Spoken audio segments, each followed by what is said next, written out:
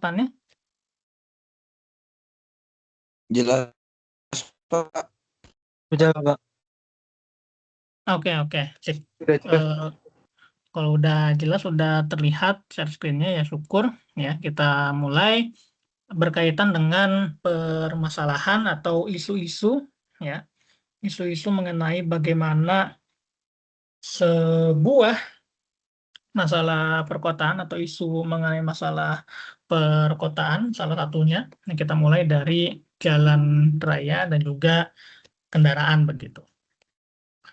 Untuk yang akan kita bahas ya pada pertemuan kali ini yang mengenai eksternalitas dari kemacetan. Nah, ini permasalahan-permasalahan yang ada di jalan raya dan juga berkaitan sekali juga ya dengan kendaraan. Kemudian mengenai pajak kemacetan ya atau tax congestion. Kemudian keputusan dari kapasitas jalan, kemudian kendaraan dan polusi udara ya. Ini salah satu eksternalitas lagi dari adanya kendaraan ya, selain adanya kemacetan, ya ini juga adanya polusi udara begitu ya. Kemudian isu yang lainnya adalah kecelakaan dan kendaraan bermotor ya. Dan ini semuanya kita akan bungkus ya, semua akan kita bahas dalam hal keekonomiannya ya.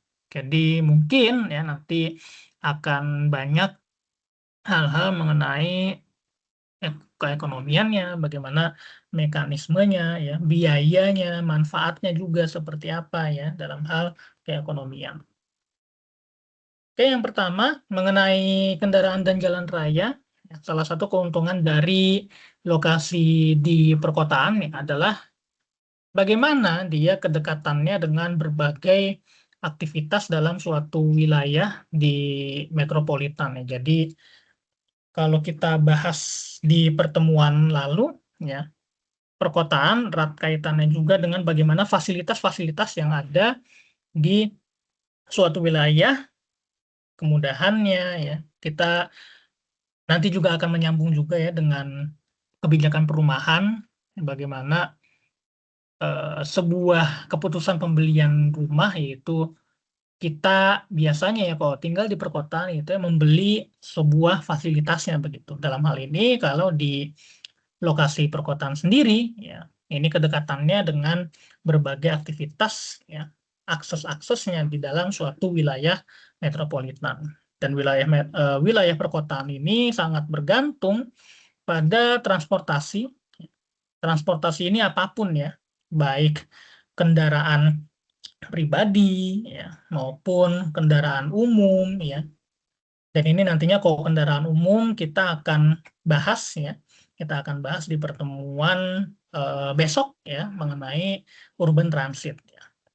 Dan ini konteks dalam transportasi ya untuk menghubungkan orang dengan baik itu pekerjaan ya, baik itu sentral bisnis distrik ya, pertokoan ya, pusat bisnisnya, termasuk juga ya dengan layanan.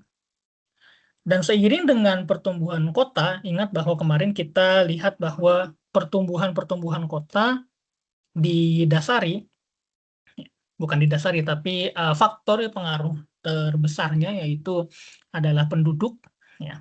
Kemudian juga bagaimana mekanisme atau bagaimana dinamika yang ada di sebuah perkotaan begitu.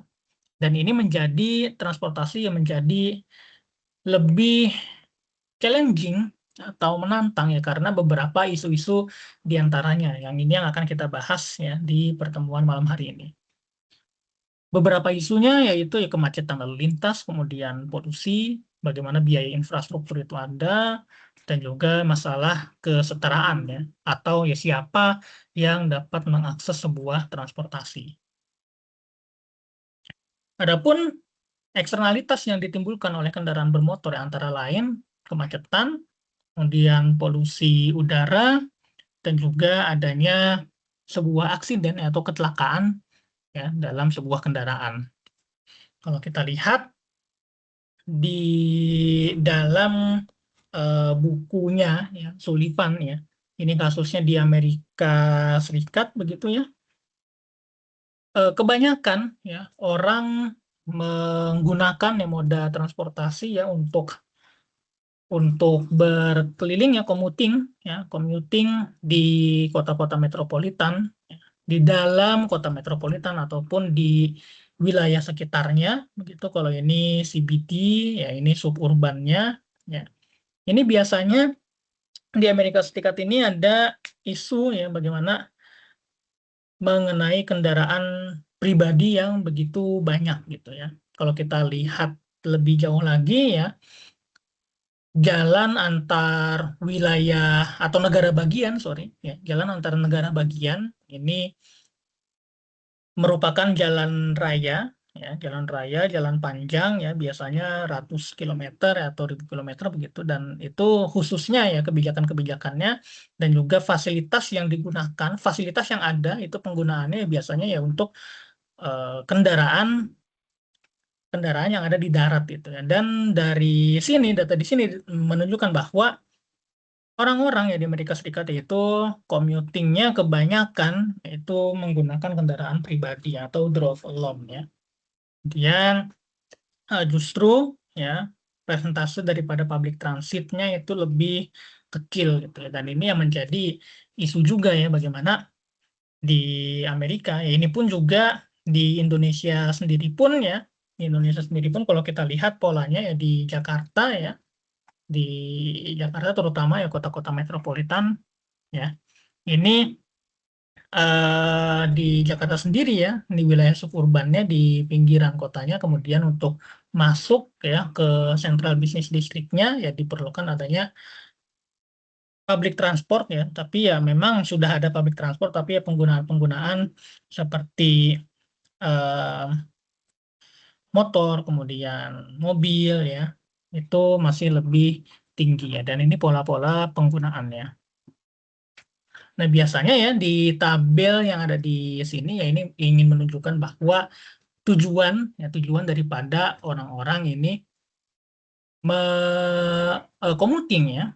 Tujuan orang-orang ini melakukan perjalanan itu seperti apa? Itu yang ternyata ya di kasusnya di Amerika Serikat sendiri ya. Kasusnya di Amerika Serikat ini em, ada ada sekitar 30% ya 30% ini untuk sosial, rekreasional ya, rekreasi dan lain sebagainya, dan 19% itu untuk berjalan untuk bekerja begitu ya, dan sisanya ini hal-hal yang lainnya. Dan ini adalah rata-rata jarak tempuh ya, jarak tempuh untuk tujuan-tujuan seperti ini ya. Ini biasanya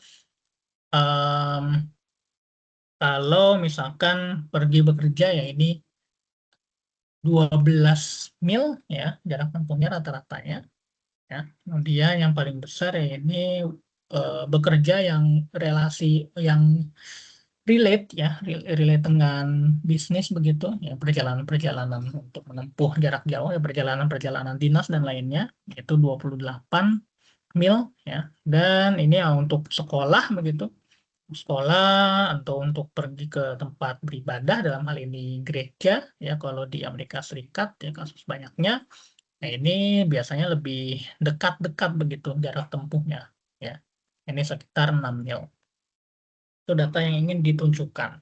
Dan di grafik ini ya, ini ada jarak tempuh, kemudian waktu tempuh ya, dan juga kecepatan ya rata-rata ya. Untuk yang pertama ya ini pertumbuhan dari 1983 sampai 2001 ya, rata-rata jarak tempuh begitu, rata-rata jarak tempuh berapa mil ya di perkotaan ya.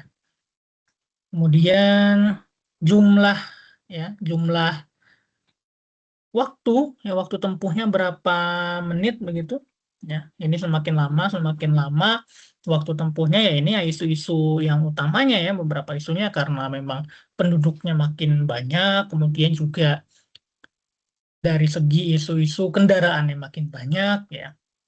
Kemudian ya dari situ ya banyaknya kendaraan, kemudian jalan ya, jalan yang tidak bisa menampung ya banyaknya kendaraan begitu.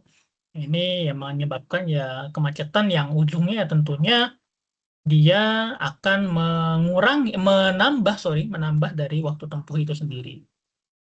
Oke, kemudian yang ini ya ditunjukkan bahwa adanya fluktuatif dari 1983 kemudian 1990 ini rata-rata kecepatannya ya ini meningkat ya, tetapi ya seiring dengan perkembangan dari jumlah kendaraan yang banyak ya, kemudian juga jumlah penduduk yang banyak, kapasitas jalan yang begitu-gitu aja, jadi kemungkinan ya dia akan menurun ya rata-rata kecepatannya ya karena adanya ya kemacetan itu sendiri ya. Kemacetan ya tentu membuat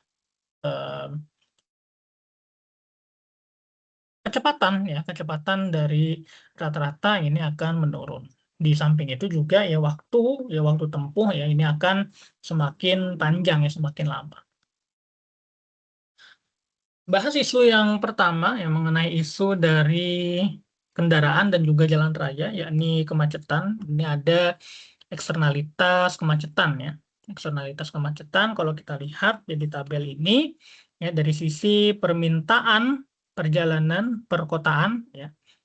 Di kolom D ya, di kolom D ini kenaikan waktu ya dalam hal ini per kendaraan ini dalam hitungan menit. Kemudian kolom E ya, kolom E ini adalah kenaikan dari total waktunya ya, dan F ya external trip cost ya ini menunjukkan angka-angka di balik eksternalitas kemacetan ya. Jadi di kolom D yang menunjukkan bahwa peningkatan waktu perjalanan per kendaraan akibat penambahan satu kendaraan tambahan. Nah, ini ya tentu ketika volume kendaraannya meningkat ya, kemudian juga ini akan menambah waktu tempuh juga ya seseorang untuk commuting ya di kota-kota metropolitan. Ini permintaan akan perjalanan di perkotaan dari sisi permintaan dari perjalanan perkotaan di gambar ya yang ada di grafik yang ada di sini ya, sumbu horizontal yang mengukur jumlah kendaraan per lajur ya, per lajur kemudian per jam, kemudian dan sumbu vertikal dia mengukur biaya perjalanan pulang pergi ya commuting, yaitu jumlah biaya moneter ya, jumlah biaya moneter dan biaya waktu. Jumlah biaya moneter yang moneter ini maksudnya yang bisa diuangkan ya, seperti itu. Kemudian kurva permintaan yang menunjukkan bahwa jumlah pengemudi yang melakukan perjalanan yang bergantung pada biayanya. Ini demand-nya yang bergantung dengan trip cost-nya ya. Demand di sini ya, ini adalah marginal benefit-nya juga ya.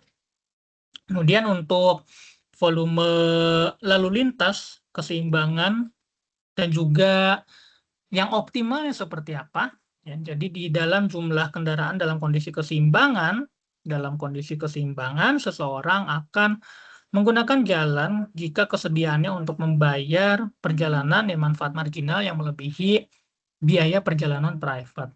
Dan kurva permintaan yang berpotongan dengan kurva biaya private ya di titik I ya, biaya private ini ya, kalau ini biaya private trip cost, kalau yang agak lebih tinggi ya yang ini adalah social trip cost ya, dan ini yang merupakan marginal trip cost. Nah, kita bahas yang pertama dulu ya, average trip cost ya. Average trip cost berpotongan dengan kurva biaya private di titik I ya, yang menunjukkan jumlah bahwa volume keseimbangan adalah di 1.600 betul. Kemudian di 1.600 kendaraan dan biaya perjalanan keseimbangan ya adalah di 4,33 dalam satuan dolar ya. Dan volume lalu lintas yang optimal ya dia terjadi ketika manfaat sosial marginal manfaat sosial marginal atau benefit ya, benefit sosial marginalnya dia sama dengan biaya sosial marginal atau marginal cost ya, atau marginal cost. Nah, ini ditunjukkan ya, dia tidak ada di dalam hal ini ya, di sini ya, dia tidak ada eksternalitas ya, tidak ada eksternalitas terkait dengan perjalanan, sehingga kurva permintaan menunjukkan bahwa manfaat sosial marginal dari perjalanan tersebut ya. Jadi kalau misalkan kita bandingkan dengan biaya private-nya ya, social trip cost ya, sosial atau marginal trip cost ini ya, dia adalah ya yang paling efisiennya begitu ya, yang paling idealnya adalah seperti ini di 1.400 kendaraan ya. Dan inilah ya, inilah ya nanti yang isunya ya, yang menjadikan selisih antara perpotongan sosial atau marginal trip cost ya dengan demand atau benefit atau marginal benefit ya, ini berpotongan, kemudian kita tarik garisnya dengan sampai menyentuh private trip cost ya, inilah yang menjadikan congestion tax ya, atau pajak ya, pajak kemacetan itu sendiri sebesar 2,1 ya. Nanti adanya asal-usulnya ya, bagaimana congestion tax ya itu terjadi.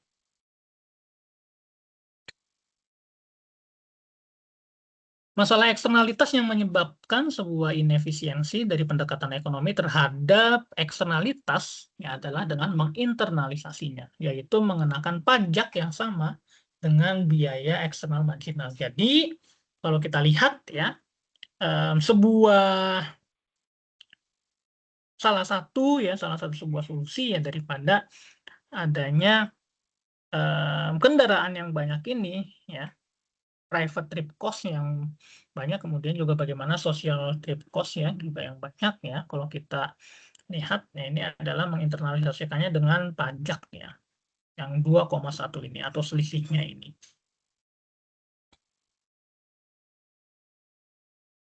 Kemudian eksternalitas kemacetan ya, dia dievaluasi terhadap beberapa kebijakan publik alternatif untuk mengatasinya ya. Dia mempertimbangkan sebuah rute perjalanan di dalam wilayah metropolitan dengan karakteristik jarak, kemudian biaya perjalanan moneter ya.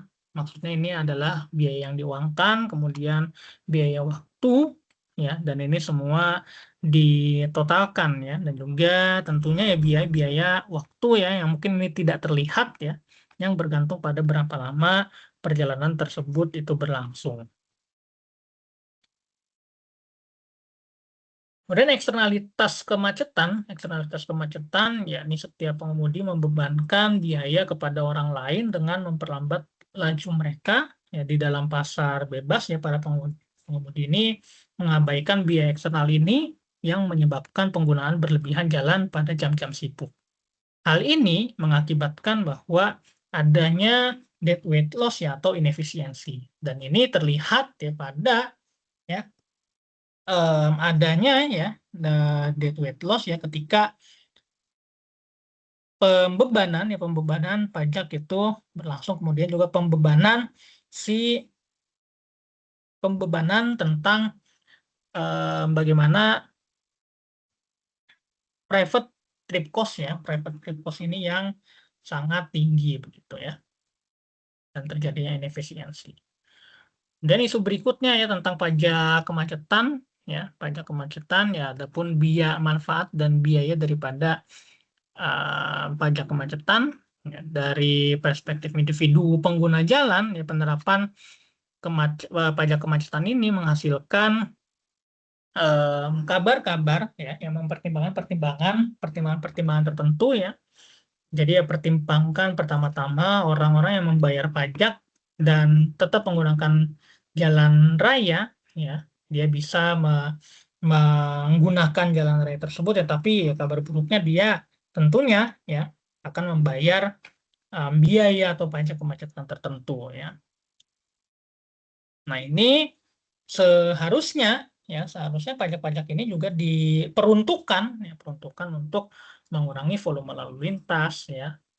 Volume lalu lintas dikurangi itu ya tentunya dengan cara ya menambah jumlah jalan, di pembebasan lahan ya dan lain-lain sebagainya. Dan dari pengurangan volume lalu lintas ini ya kecepatan perjalanan meningkat dan waktu perjalanan akan berkurang.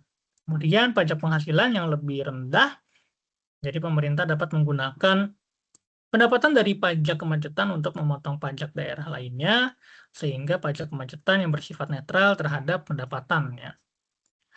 Dan pajak kemacetan dan pertumbuhan perkotaan ya. Jadi di pajak kemacetan ini dia menginternalisasi dari eksternalitas, jadi meningkatkan efisiensi perekonomian dan harapannya menghasilkan kesejahteraan ya atau welfare gain bagi masyarakat. Dan implikasi pajak kemacetan terhadap pertumbuhan perkotaan ya. Jadi dia sebuah kota yang menerapkan pajak kemacetan akan tumbuh dengan mengorbankan kota-kota lain yang ada di wilayah tersebut. Ini berkaitan dengan pertumbuhan perkotaan ya. Jadi awal mula keseimbangan yang ditunjukkan oleh titik yang I ini ya. Ini masing-masing dari dua kota memiliki populasi 4 juta, kemudian menginternalisasi eksternalitas dari kemacetan yang mengurangi disekonomi dari pertumbuhan perkotaan, dia menggeser kurva utilitas ya ke atas ya. Jadi dan membuka celah utilitas ya, gap utilitas di antara keduanya ya, antara kedua kota ini.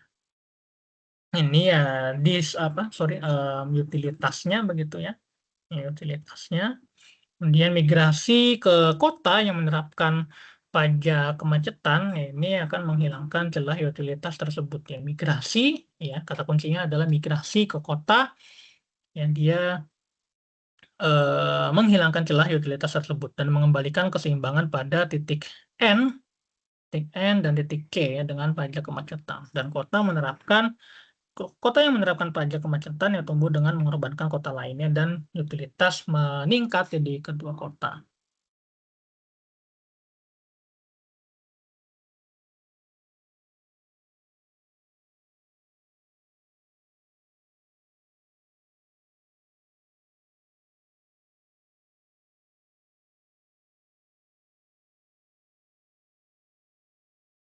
Oke, ini ada kurva ya, congestion tax ya, di dalam jam-jam sibuk ya, peak hour, dan juga pada saat jam-jam tidak sibuk ya, atau off peak period ya. Di mana perjalanan puncak ya, peak hour ya, dari pajak kemacetan ya, ini sama dengan selisih antara biaya perjalanan private dan biaya perjalanan sosial, dan besarannya bervariasi menurut waktu dan juga lokasi. Selama periode perjalanan puncak ya, atau peak period ya, volume lalu lintas yang relatif tinggi yang menghasilkan celah yang besar antara biaya perjalanan private dan juga biaya perjalanan sosial. Ya. P dan Q ini selisihnya gitu ya. Selisihnya ya antara ini demand pada saat peak ya. Jadi dia jumlah kendaraannya tentu meningkat begitu lebih tinggi demand-nya daripada di off peak demand ya. Kita lihat celahnya lebih besar ya dibandingkan dengan off peak demand ini ya. Dan selama di luar ya peak hour ya, peak period ya, ya celah antara biaya perjalanan sosial dan private lebih rendah ya, sehingga pajak kemacetan yang lebih rendah.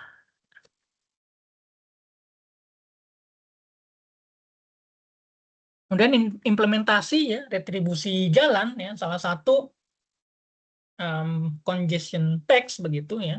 Kita bisa bilang kita bisa mengambil contoh terdekat ya, walaupun memang contohnya ini ya bukan merupakan ya benar-benar pajak kemacetan ya, congestion tax, yaitu adalah jalan tol gitu ya, dan juga jalur kalau di Amerika Serikat ya high occupancy toll gitu ya.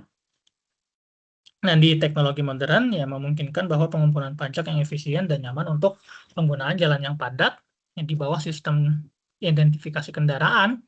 Setiap mobil yang dilengkapi dengan transponder ya, ini alat pembayaran gitu ya. Sistem ini mencatat berapa kali kendaraan yang menggunakan jalan raya yang padat dan mengirimkan tagihan kemacetan ke pengemudi pada akhir bulan. Nah, ini juga mirip-mirip sebenarnya dengan wacana-wacana mengenai ERP begitu ya. Dan juga kalau misalkan Anda di jalan tol begitu, bahkan di mungkin di Jakarta mungkin ya masih banyaknya ya, saya nggak tahu di daerah luar seperti apa ya. Ini ada yang khusus langsung begitu, gerbang tolnya itu dia langsung otomatis kebuka begitu ketika kendaraan lewat gitu ya. Dan ini ya dipasangkan ya sebuah semacam transponder begitu untuk nantinya ya tagihannya nanti akan masuk ya begitu pada akhir bulan biasanya. Kalau misalkan isunya mengenai ERP ya itu sempat terdengar juga begitu, tapi ya belum ada untuk di jalan raya yang biasa gitu ya. Ini baru ada di jalan, kalau di Indonesia begitu ya, ini baru ada di jalan bebas hambatan ya, atau jalan tol saja.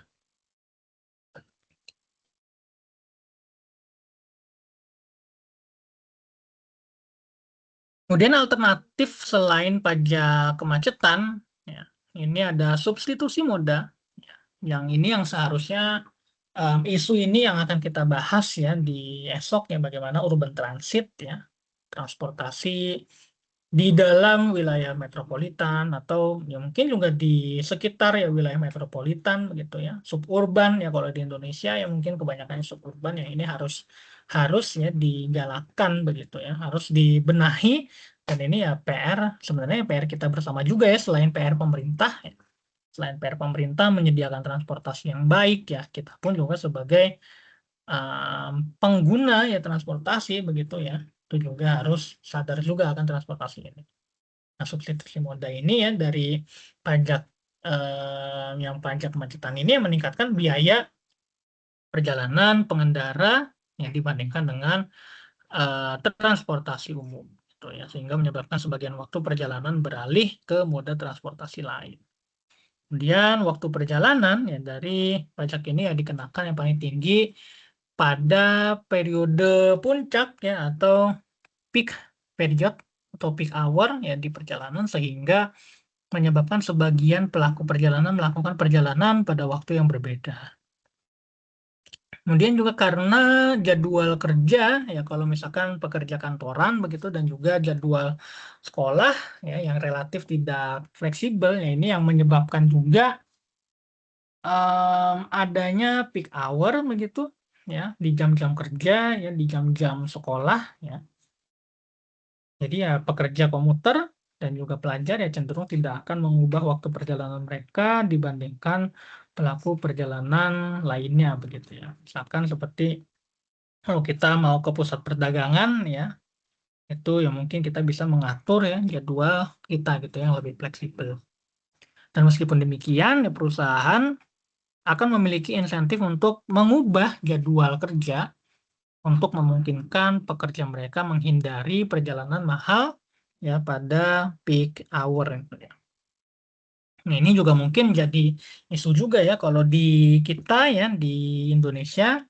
Ya, saya melihat ya, berkaca ya dari Jakarta ya sebagai kota metropolitan ini, kebiasaan-kebiasaan ini waktu perjalanan ya peak hour ini yang mempengaruhi kebiasaan behavior ya, perilaku orang-orang ya ketika ingin menunda perjalanan mereka begitu ya, atau ingin berperjalanan ya, menggunakan perjalanan itu pada saat-saat jam kerja begitu ya, peak hour-nya di jam-jam kerja. Nah, biasanya ya kalau di moda transportasi ya, ini penggunaan biayanya ya dia berbeda antara peak hour dengan non peak hour ya. Periode puncak dengan non periode puncak.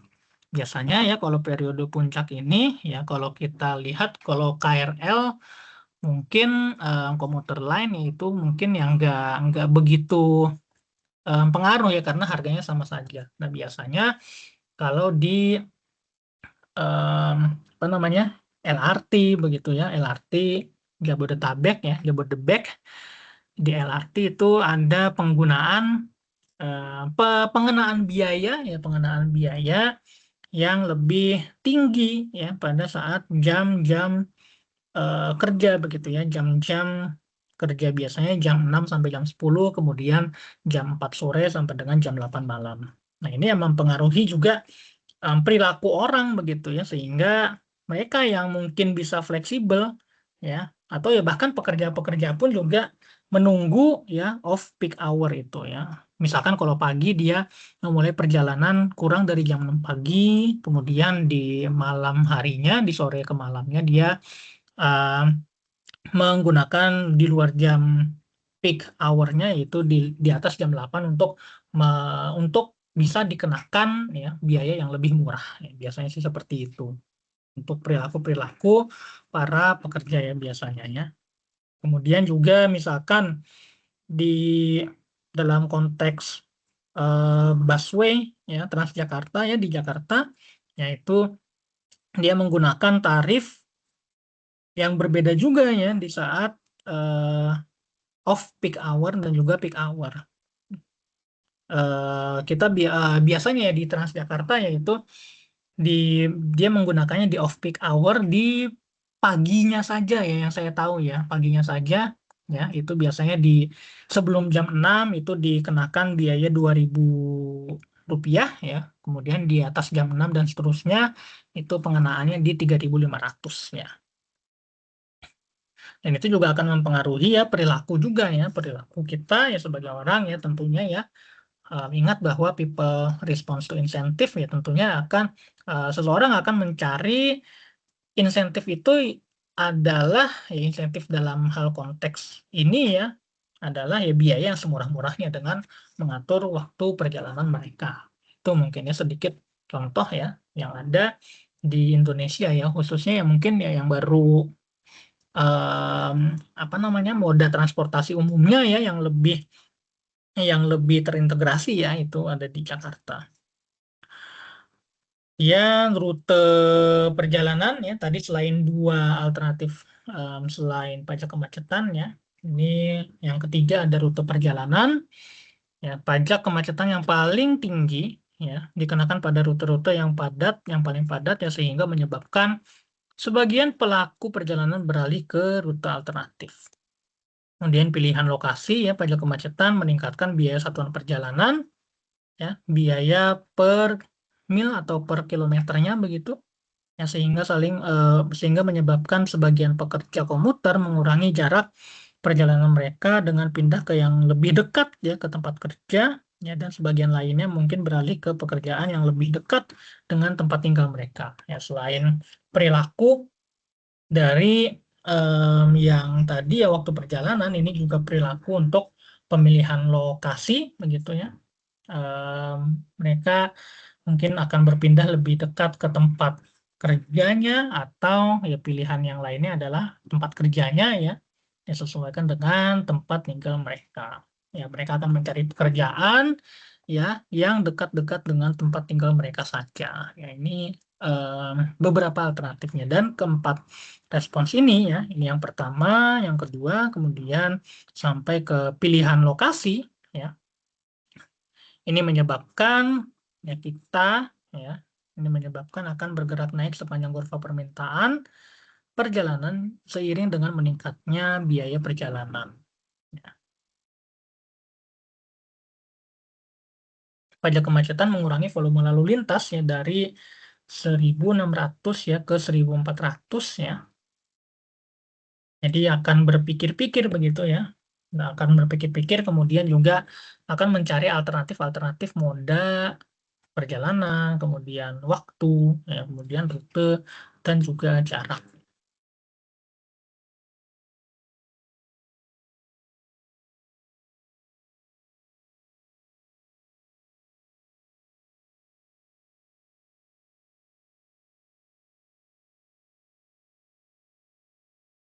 Kemudian pajak bensin ya. Ini pengenaannya ya mungkin banyaknya di luar negeri ya. Ini kasusnya di Amerika Serikat ya.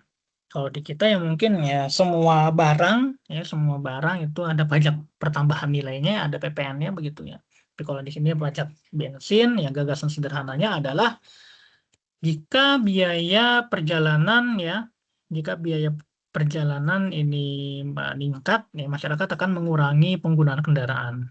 Nah, jadi masalahnya adalah pajak bensin meningkatkan biaya untuk perjalanan dengan kendaraan bermotor. Nah, tidak hanya perjalanan di sepanjang rute padat ya pada periode peak hour ya, ini juga pajak bensin menurunkan biaya relatif moda transportasi alternatif ya sehingga menyebabkan substitusi moda ke arah yang tepat. Kemudian subsidi ya untuk transportasi umum yang di mana dia adalah menyamakan harga di bawah pasar ya untuk perjalanan mobil dengan harga di bawah pasar ya yang setara dengan untuk bis ya, kereta, komuter ya dan lain sebagainya. Jadi uh, Anda mungkin juga sempat melihat isu juga ya terkait dengan lagi-lagi ya saya membawa contohnya adalah Jakarta begitu sebagai kota metropolitan bahwa sebenarnya ya baik MRT ya moda transportasi kemudian Transjakarta ya bahkan sampai komuter lain sekalipun yaitu biaya keekonomiannya itu tidak segitu harganya. Kalau kita tahu uh, komuter lain itu kalau nggak salah ya di 3.500 ya untuk 25 km pertama ya setelah itu dia bertambah saya lupa 500 atau 1.000 rupiah ya per kilometernya. Tapi ya sebenarnya itu nggak segitu gitu biayanya gitu ya. Kemudian juga di busway kita tahu ya 3.500 untuk busway ya Transjakarta ya. Itu juga sebenarnya tidak segitu ya. Bahkan ya kalau tidak disubsidi ya isunya ya bahkan itu bisa sampai 10.000 atau 15.000 begitu ya untuk sekali perjalanan seharusnya ya. Tapi ya ini ya yang digunakan ya yang dilakukan ya oleh pemerintah yaitu menggunakan subsidi untuk transportasi umum. Nah, ini ya penggunaan pajak-pajak ya untuk menekan jumlah kendaraan, kemudian juga ini disalurkan ya untuk subsidi transportasi umum. Kemudian ada penetapan harga parkir ya, ini juga mempengaruhi juga perilaku ya dari orang-orang ya yang ada di urban ya. Ini juga mempengaruhi juga ya bagaimana biasanya ya mungkin kalau di kampus ya kita biasanya mungkin ya gratis gitu ya kalau misalkan parkir ya mungkin ya parkir mobil gitu ya yang ada bayarnya ya yang di sebelah FEB itu ya kalau nggak salah ya ini juga saya juga nggak tahu isunya seperti apa tapi kalau misalkan di tempat kerja ya misalkan di gedung-gedung ya tentu ya yang terutama gedungnya gedung sewa begitu ini akan menetapkan eh, pengelolaan parkirnya pun juga memakai perusahaan yang berbeda juga begitu misalkan ya entah itu perusahaan outsourcing atau apa yang lain sebagainya ya ini dia akan menetapkan biaya parkir dan ya biasanya ya ini biaya parkir juga itu apa namanya mahal juga begitu ya biasanya yang ya sepengalaman saya aja dulu ya di sebelum jadi dosen gitu ya di BPN sendiri di BPN ya Badan Pertanahan Nasional itu dia menetapkan biaya parkir juga begitu ya karena pengelolaannya beda ya. Nah, ini biasanya lebih mahal begitu per jamnya bisa menyentuh ya sekitar 6.000 atau 7.000 gitu sehingga kalau misalkan kita kerja misalkan 8 jam atau bahkan ketika overtime ya misalkan 10 jam lebih ya itu bisa dikenakan biaya mungkin ya 50.000 sampai 70.000 sendiri ya untuk pengenaan harga parkirnya gitu ya di kantor. Nah, jadi orang-orang urban ya tentu ya akan ya harapannya akan beralih ke transportasi umum gitu ya yang lebih murah ya dengan subsidi-subsidi tadi yang saya ceritakan juga gitu ya. Kalau dibanding dengan biaya komuter lain ya yang 3.500 ya mungkin mereka menitipkannya motor di stasiun ya mungkin tidak semahal ya, tidak semahal dari pengenaan parkirnya gitu ya, pengenaan parkir yang ada di kantor gitu ya. Ini ya perilaku-perilaku ya mengenai dari pajak kemacetan ya. Kemudian isu yang lainnya ya, kapasitas jalan. Ya, ini keputusan kapasitas jalan ya. Jadi pemerintah yang menerapkan pajak kemacetan dapat menggunakan aturan sederhana untuk menentukan lebar jalan. Nah, jadi jika total pendapatan dari pajak kemacetan melebihi biaya pembangunan jalan, dan pemerintah seharusnya membangun jalan yang lebih lebar. Ya, ini ya pajak-pajaknya ya bisa untuk misalkan biaya untuk pembebasan lahan, relokasi warga ya dan lain sebagainya. Nah, pajak kemacetan perkendaraan yang ini adalah selisih antara biaya perjalanan private dan biaya perjalanan sosial ya. Dari titik I dan juga K ya. Dari titik I yang ini dan juga K. Ya. Ini adalah perpotongan antara demand ya atau marginal benefit ya dengan social trip cost. Dan ini ada social trip cost ya untuk 2 lajur ya, ada social trip cost untuk 4 lajur ya, dan lain sebagainya ini ya. Kemudian biaya jalan rata-rata ya dia adalah selisih antara biaya total rata-rata dan biaya perjalanan private ya. Gap antara J dan K ya. Ini adalah biaya rata-rata ya, average total cost ya dari sebuah jalan untuk 2 jalur. Ya, ini adalah ATC average total cost ya untuk biaya rata-rata ya untuk jalan 4 lajur. Untuk jalan 2 lajur ya pendapatan pajak perkendaraan melebihi biaya jalan rata-rata ya sehingga kapasitasnya harus ditambah ya, dan untuk jalan 4 lajur ya pajak kemacetan ditunjukkan oleh gap antara E dan F ya, gap antara E dan F, gap antara E dan F, dan demikian pula dengan biaya jalan rata-rata ya pajak kemacetan yang membiayai jalan yang optimal. Kemudian jalan 4 lajur ya efisien secara total ya karena pada titik E di sini ya, biaya marginal pada jangka panjang ya sama dengan biaya manfaat marginal ya dari kurva permintaan.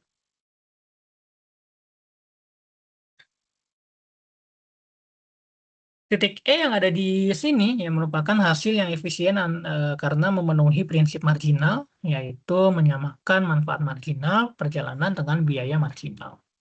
Dan pada titik E di kurva permintaan, ya, kurva permintaannya demand-nya atau marginal benefit-nya, ya, ini adalah 4 ya, $4 dan biaya marginal konstannya juga dia ada di 4 juga ya, perpotongannya ya. Nah, jika pemerintah membangun jalan yang lebih lebar ya biaya marginal akan tetap $4. Tapi ya kurva permintaan menunjukkan bahwa untuk volume ya di atas V bintang 2 itu ya. Jadi di atas ini ya. Hal ini ya kesediaan untuk membayar ya dari kasus ini ya di atas volume V bintang yang 2 ya. Ini dia kesediaan untuk membayar kurang dari $4 ya. Ini pengguna tambahan tidak bersedia membayar biaya penuh untuk memperlebar jalan guna mengakomodasi mereka sehingga ini akan tidak efisien ya untuk memperlebar jalan. Ekspansi kapasitas ya dan permintaan tersembunyi atau latent demand. Terdapat banyak kasus tentang jalan-jalan yang tidak mengalami pengurangan kemacetan ya setelah diperlebar gitu ya.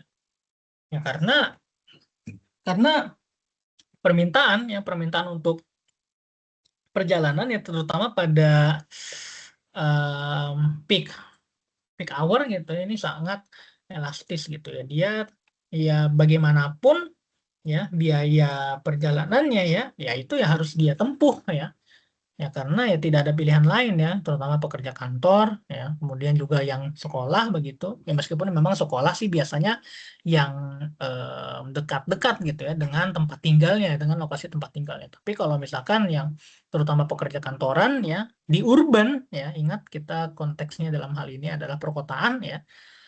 Ini wilayah-wilayah suburban ya, penduduknya masuk ke wilayah urban, wilayah metropolitan ya. Dan ini ya tentunya mau mau bagaimanapun ya, idealnya ya seideal-idealnya ketika jalan diperlebar ya maka ya kemacetan yang berkurang ya, tapi ini ya masih tidak teratasi. Dan ini ya yang disebut juga ya permintaan tersembunyi juga ya, karena dia ya adalah permintaannya ya sangat elastis ya untuk ya pada saat jam-jam tertentu, biasanya pada peak hour.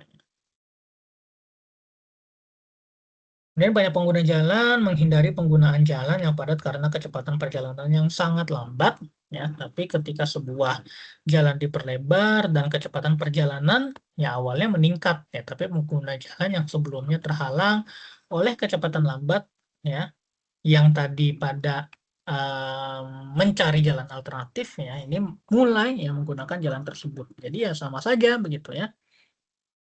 Dan ini yang disebut dengan latent demand.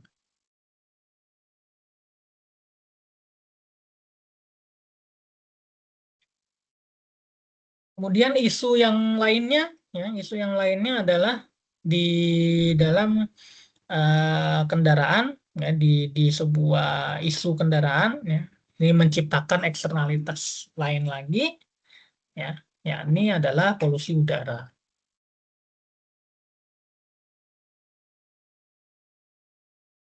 Tentunya ya penggunaan kendaraan ya, dia akan menimbulkan jenis eksternalitas ya, baik di lingkungan ya, yaitu polusi udara dan juga efek gas rumah kaca. Ini merupakan ya isu-isu lingkungan ya, terutama yang mengenai eksternalitas ya, karena adanya mulai dari yang pertama ya awalnya jumlah penduduk yang banyak ya, kemudian eh, peningkatan permintaan akan kendaraan untuk mencapai akses-akses ya, akses-akses ke tempat-tempat tujuan, baik itu ke perkantoran, pusat bisnis ya, pusat perbelanjaan dan lain sebagainya ya. Kendaraan meningkat ya, asap-asap dari kendaraan ya itu ya adanya eksternalitas lain ya, merupakan berupa polusi udara dan juga efek gas rumah kaca. Kemudian kualitas udara yang buruk ya dapat memperburuk masalah ya kesehatan ya, tentunya ya. Ada lagi dampak lainnya gitu ya, dampak-dampak lainnya berupa masalah pernapasan, masalah kesehatan ya, ya ini pernapasan ya, bahkan bisa menyebabkan kematian dini ya.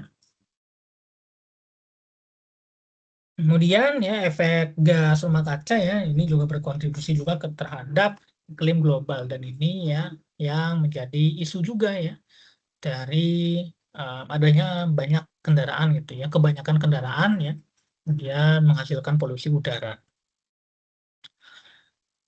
Dan untuk menginternalisasi ya eksternalitas ini ya pajak yang setara dengan biaya eksternal marginal dari polusi akan menyebabkan para pengemudi memasukkan biaya penuh dari berkendara ke dalam keputusan mereka, sehingga menghasilkan tingkat polusi yang efisien secara sosial.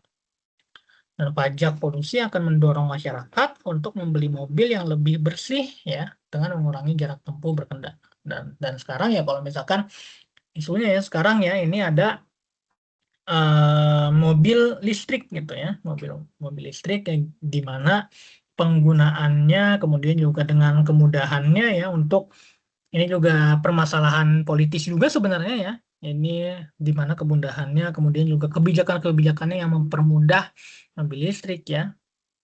Mulai dari um, ya kalau isu di Jakarta ya, isu kalau kita lihat lagi di Jakarta adanya ganjil genap ya, dengan merupakan sebuah isu kebijakan ya untuk plat nomor ya, pengaturan plat nomor berdasarkan tanggal ya, tanggal ganjil ya, plat nomornya harus ganjil begitu ya, plat nomor kendaraannya ya.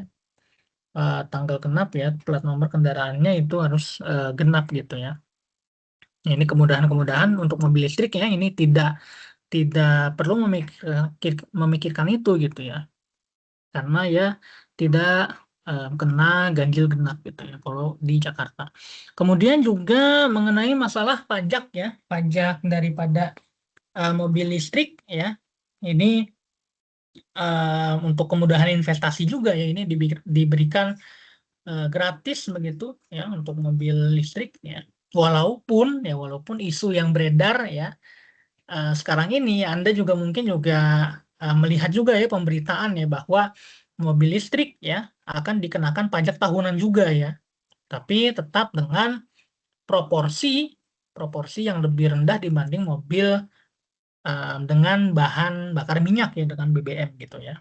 Jadi tetap dengan ya harapannya ya akan lebih murah juga gitu ya di mobil listrik ini ya, karena ya ini ya salah satu untuk mengurangi ya polusi udara juga gitu ya. Walaupun memang ya isu lainnya, lingkungan yang lainnya lagi ya, penggunaan listrik ya, litium dan lain sebagainya, yaitu menggunakan bahan bakar yang juga ya sama-sama juga sebenarnya ya untuk ya dalam produksinya saja gitu, tapi ya ini dalam produksinya saja menggunakan bahan bakar ya, pembuatan litiumnya, pembuatan baterainya ya. Ini ya isu-isu yang lain lagi gitu ya. Nah, ini efek gas rumah kaca dan juga pajak karbon ya, seiring dengan meningkatnya kadar karbon ya, para ilmuwan memperkirakan akan terjadi gagal panen ya, serta biaya yang besar untuk melindungi wilayah pesisir dari kenaikan permukaan air laut. Namun mengukur konsekuensi ini sulit dilakukan. Dalam hal kebijakan lingkungan ya, kuncinya adalah biaya eksternal ya per ton karbon yang dihasilkan yang menentukan besaran pajak karbon yang tepat. Kemudian subsidi transportasi umum ya akan mendorong masyarakat untuk lebih ya untuk beralih ke bis ya dan juga kereta yang menghasilkan polusi yang lebih sedikit ya per penumpangnya.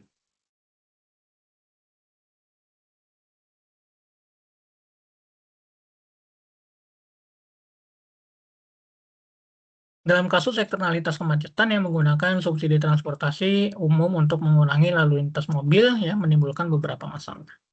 Mana para pelaku perjalanan ya tidak terlalu responsif terhadap perubahan harga transportasi umum ya, sehingga subsidi transportasi umum tidak akan mengurangi polusi dari mobil secara signifikan.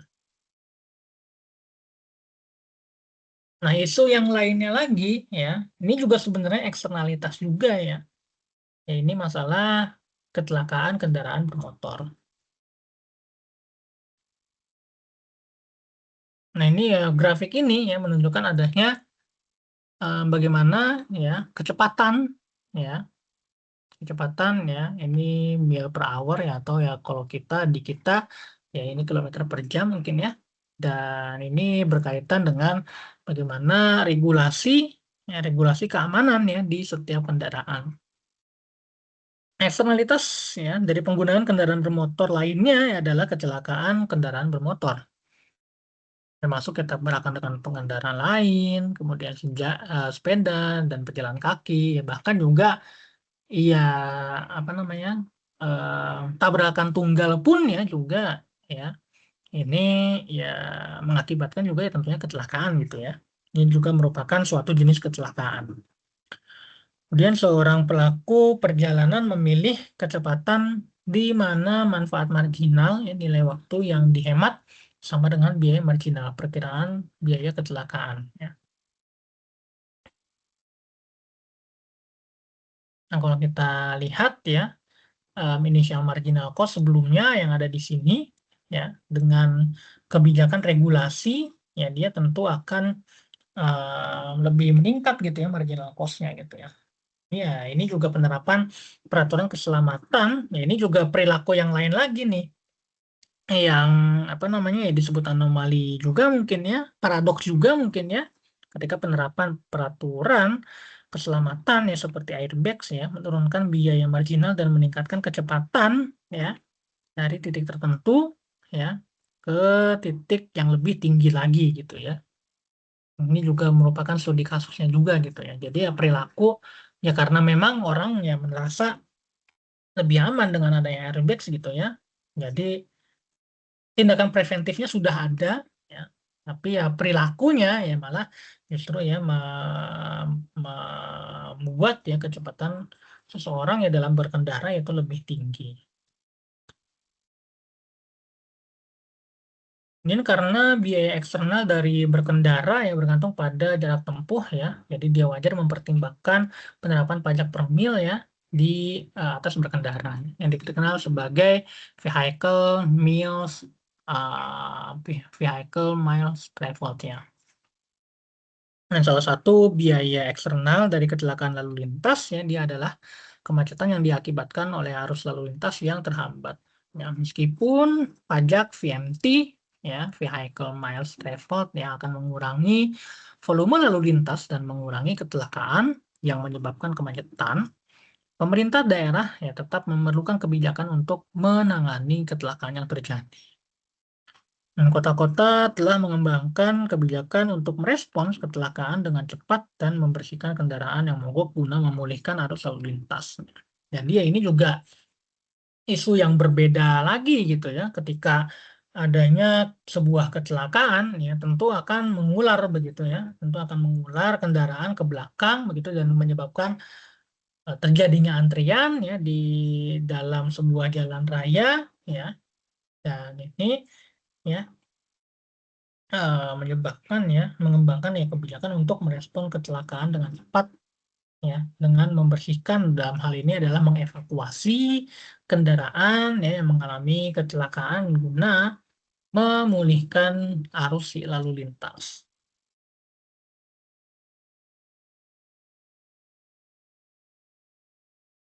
Nah ini ya sebuah studi kasus ya, sebuah studi kasus ya di mana Jakarta, warga Jakarta ya yang ya belum memiliki akses ke transportasi umum yang layak. Walaupun ya memang sebenarnya kita kalau di isu-isu yang ada sekarang ini gitu ya, adanya TOD ya,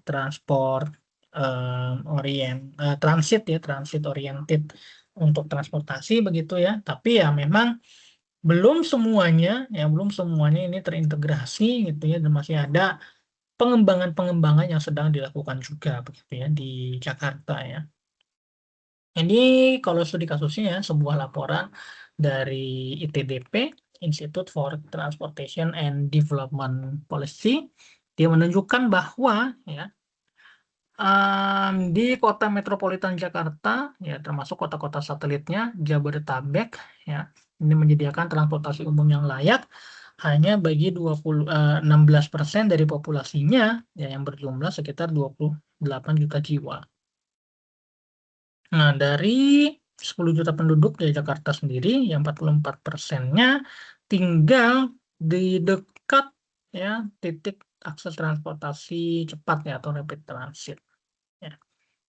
Jadi memang ya warga ya yang ada di Jabodetabek juga ya sudah memilih pada akhirnya ya lokasi-lokasi yang dekat dengan transportasi ya, transportasi yang cepat gitu ya rapid transit ya. Misalkan em, apa namanya tinggal dekat dengan fasilitas stasiun gitu kereta api ya atau dekat fasilitas em, terminal bis ya atau halte ya itu juga termasuk juga tapi ya ini baru 44% gitu ya tinggal dekat ya di akses transportasi yang cepat. Ini beberapa studi kasusnya begitu ya di negara-negara lain ya yang dia lebih baik gitu ya penggunaannya atau aksesnya aksesnya sudah menjangkau di akses-akses transportasi yang cepat. Ini People Nil Transit ya, dia memperkenalkan metrik yang disebut dengan PNT ya, People Nil Transit ya untuk mengukur populasi yang memiliki akses mudah ya ke transportasi umum.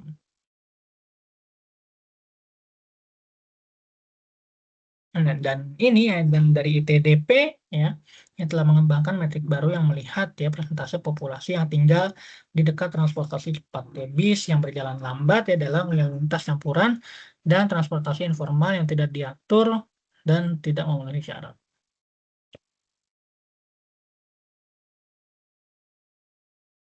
Habis ini masih bisa diikuti atau ada pertanyaan mungkin?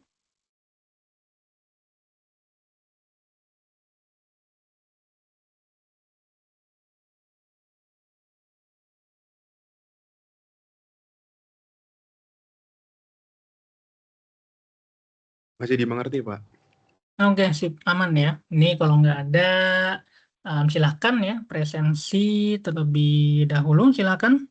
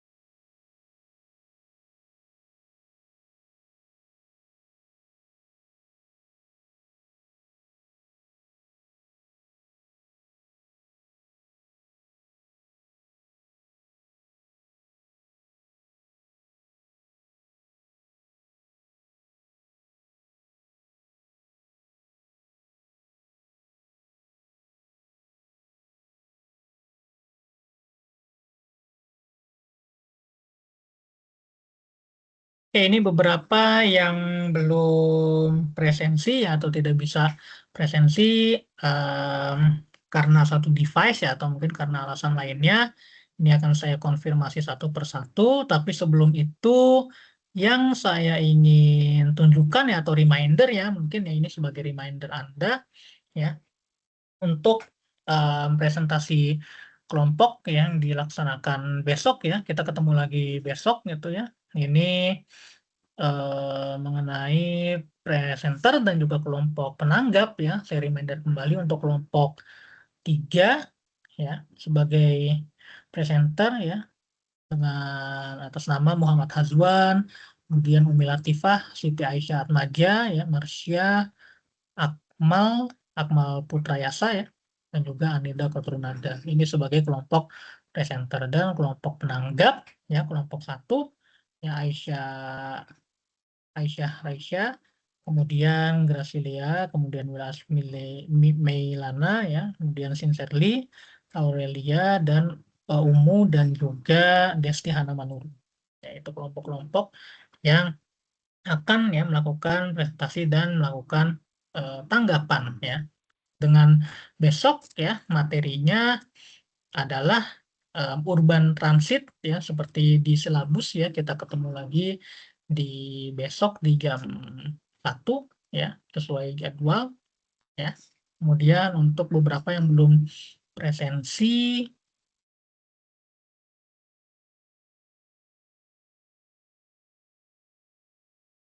saya coba konfirmasi ya. Winarni Meliana Sari ada? Hadir, Bapak.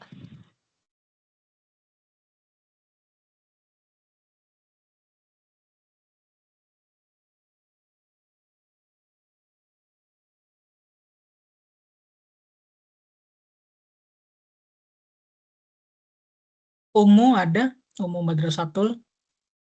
Hadir, Pak.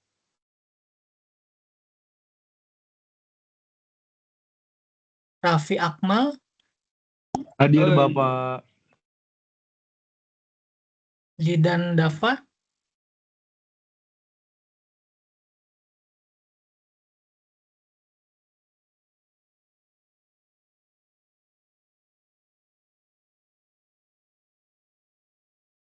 Kemudian Clara Febina, Hadir Bapak. Wila Asmeilana, Hadir Pak. kemudian Alexandrin Yesya, Fadlian Hakim Maulana, Hadir, Pak.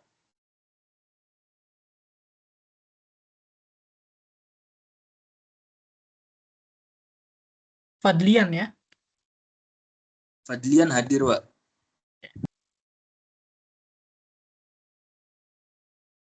Nicholas Davis,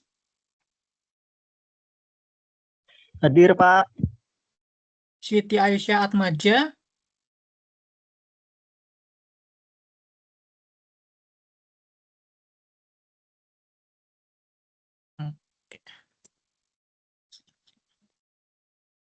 kemudian Himawan Nugraha,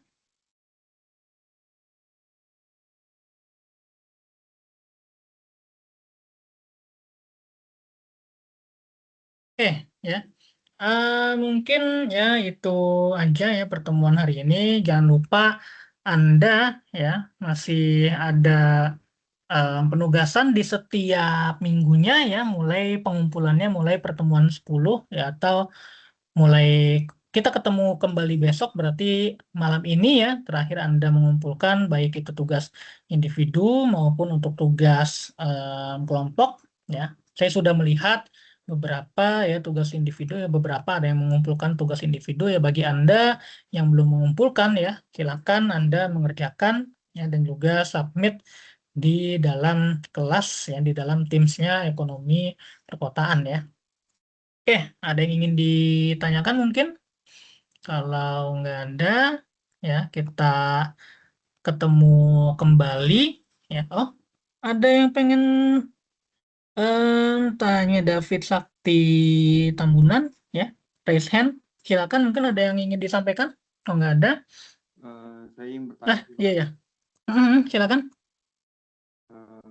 Gimana sih Pak kebijakan urban transit itu bisa dirancang pemerintah agar nggak hanya mengurangi kemacetan, tapi juga bisa tetap terjangkau bagi semua lapisan masyarakat gitu Pak, tanpa memperbesar ketimpangan sosial di perkotaan. Misalnya kan Pak, warga yang atau masyarakat yang berpenghasilan rendah itu kan seringkali tinggal jauh dari pusat kota nih Pak. Nah ini kan Betul. akan menimbulkan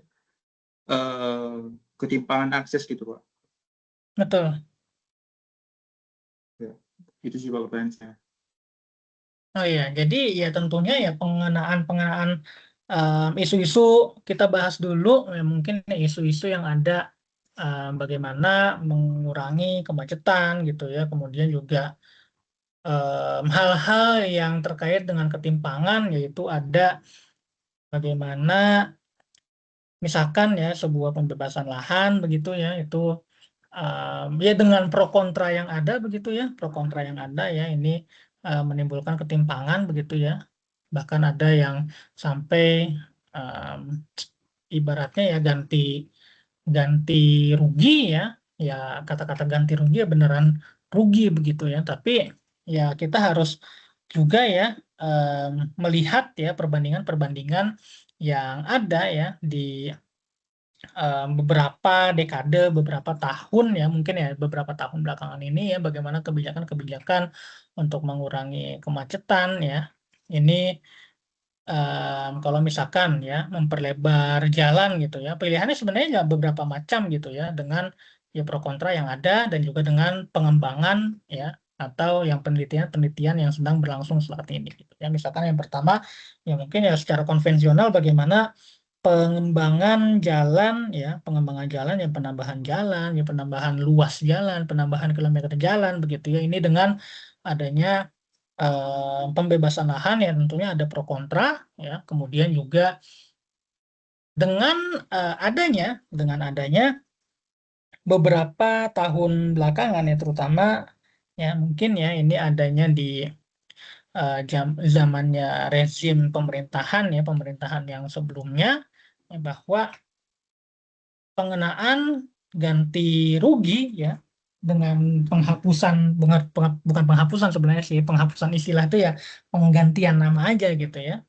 Penggantian nama ya, ganti untung gitu ya. Istilah-istilah ganti untung ya itu ya bisa menjadi salah satu acuan juga gitu ya, bagaimana benar-benar ya nilai yang digunakan ya untuk jalan digunakan untuk jalan, kemudian juga pembebasan lahan itu benar-benar sesuai dengan nilai yang seharusnya ya diterima ya oleh masyarakat gitu ya. Mungkin itu yang pertama gitu ya. Kemudian ya kalau secara konvensional yang kita ketahui juga ya bagaimana tadi juga sudah dibahas juga ya mengenai subsidi-subsidi ya, subsidi-subsidi begitu yang ada ya, ini sebenarnya juga selain untuk transportasi lebih murah ya.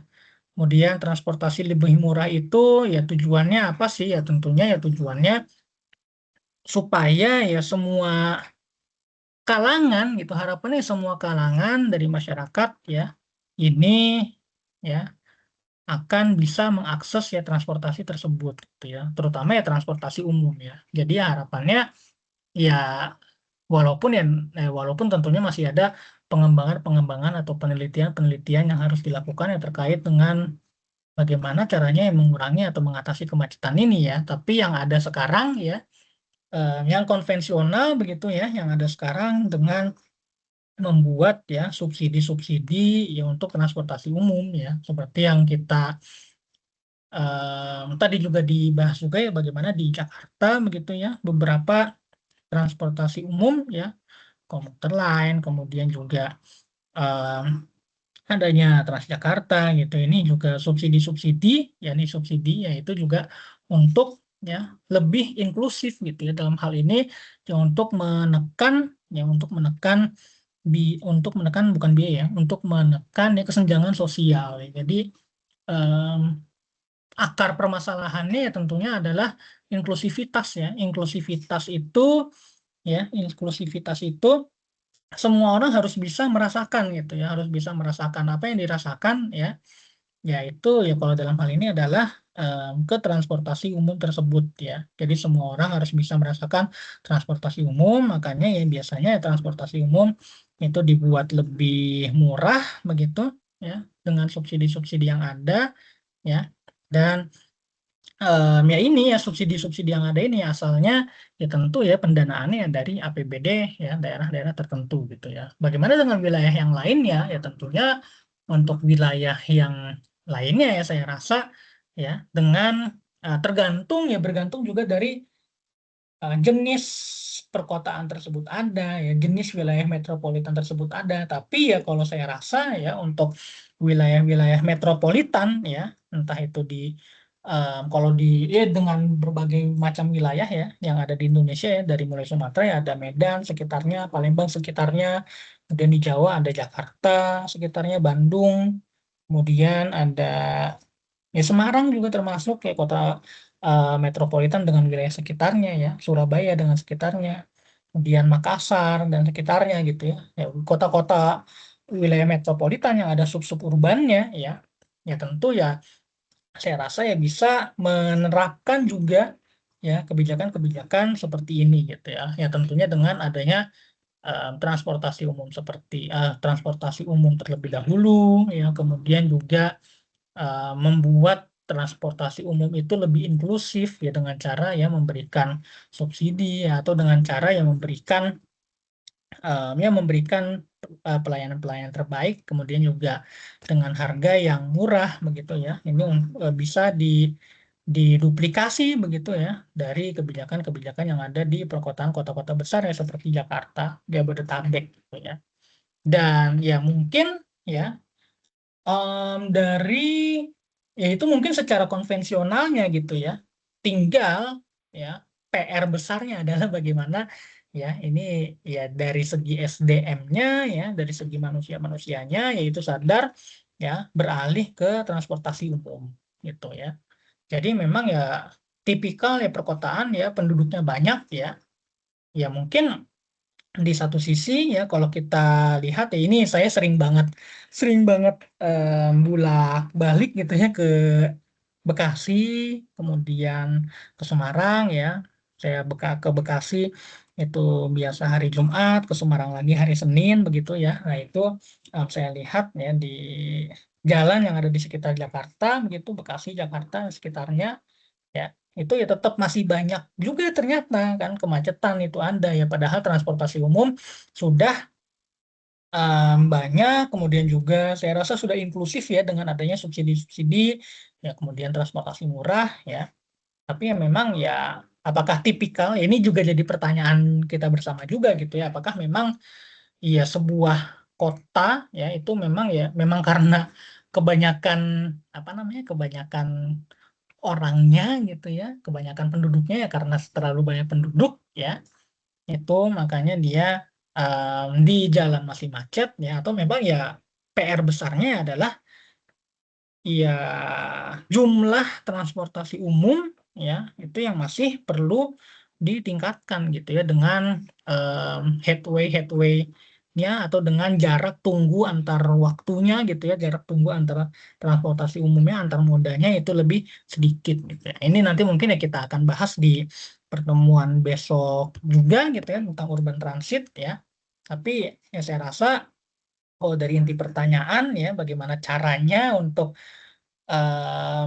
bisa membuat beralih ya ke apa namanya, kemacetan itu berkurang ya tanpa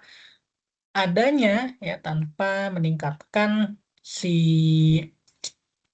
kesenjangan gitu ya. Ya yang cara-cara konvensional ini ya dirasa ya masih bisa diduplikasi gitu ya. Tinggal ya kemauan ya bagaimana caranya ya ini sebenarnya sudah ideal gitu ya. Idealnya adalah transportasi murah gitu ya, inklusif ya, semua orang bisa merasakan gitu ya. Tapi ya memang ya balik lagi ke diri kita masing-masing gitu ya, kesadaran kita masing-masing ya, bagaimana menggunakan transportasi umum gitu ya dengan baik gitu ya, dengan bijak ya, mau menggunakan transportasi umum gitu ya. Ya kalau saya sendiri ya sebelum jadi dosen di Undip ya, saya di Jakarta gitu, memang asli Bekasi juga gitu ya, tinggal lama ya, besar di Bekasi ya, tumbuh besar di Bekasi, kemudian juga sebelum ke Undip ya, saya juga kerja di Jakarta ya, di BPN ya, itu ya saya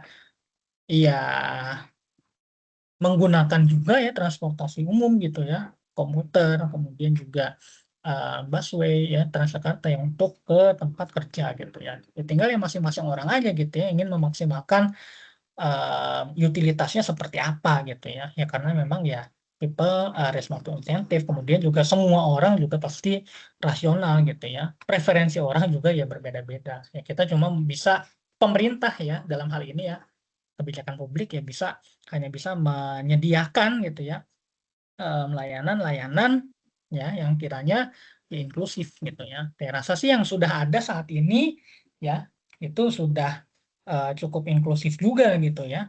Dan mungkin juga hal-hal yang sedang diteliti, hal-hal yang menjadikan pengembangan yaitu nantinya ya akan bisa membuat ya lebih inklusif lagi seperti apa, kemudian mungkin ya nantinya akan ada teknologi barukah atau ada hal-hal yang barukah, transportasi yang barukah yang lebih inklusif ya, yang bisa membuat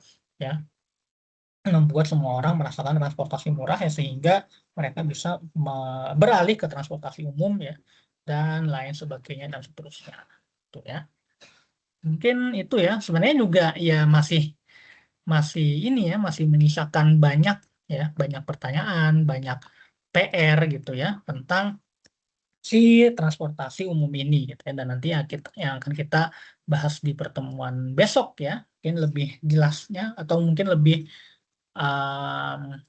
komprehensifnya ya akan kita bahas di pertemuan besok gitu ya. Walaupun memang ya pasti masih banyak banget PR-nya ya yang harus kita hadapi ya berkenaan dengan transportasi umum ini ya, yang tentunya ya mengurangi kemacetan, tapi bagaimana juga ya untuk menjaga kesenjangan ya, jangan sampai ya ada kesenjangan lagi gitu ya. Itu mungkin ada tambahan ya tadi dari David tadi ya kalau nggak salah ya.